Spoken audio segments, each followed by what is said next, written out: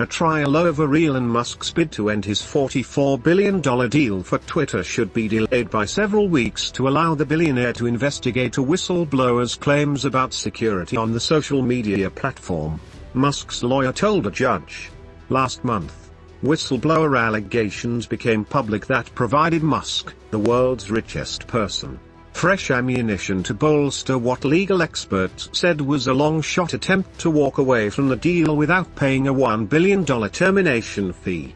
Twitter's former head of security, a famed hacker known as Mudge, said in a complaint to regulators that the company falsely represented that it had a solid data security plan.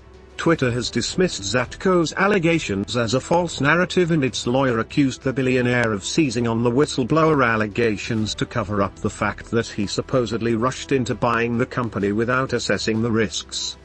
Mr. Musk is blaming Twitter for his failing to do customary due diligence, said William Savitt, an attorney for Twitter.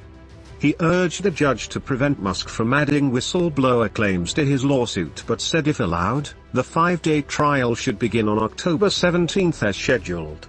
Twitter and Musk have sued each other. The company wants Chancellor of Delaware's Court of Chancery to order Musk to buy the company for the $54.20 per share he agreed to in April. Judge ended Tuesday's hearing without saying when she would rule.